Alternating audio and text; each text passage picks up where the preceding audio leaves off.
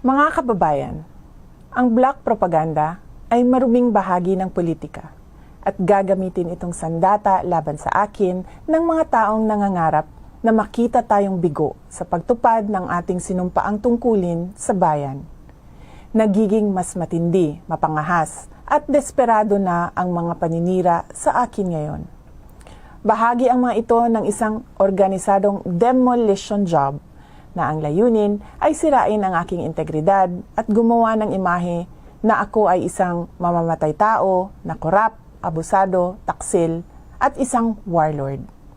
Makikita natin ito sa pag-atake sa confidential funds, pagpapalaganap ng video sa Commonwealth traffic, paggawa ng issue sa pagtatag ng security para sa opisina ng Vice Presidente, paglabas ng testigo na umano'y ako ay kaparte ng Davao Death Squad, sa malisyosong ulat tungkol sa aking mga baril at ang pambabastos sa relasyon namin ng aking asawa.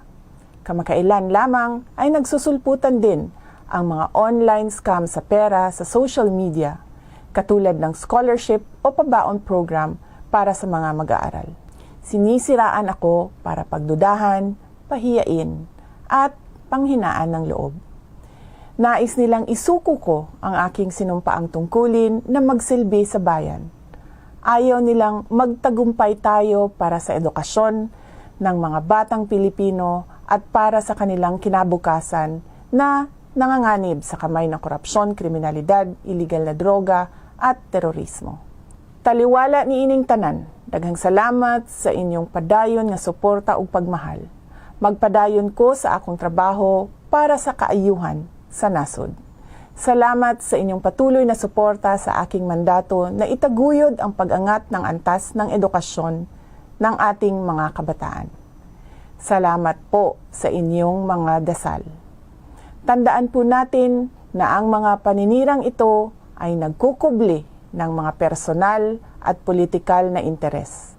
At ang mga ito ay hindi ninyo interes.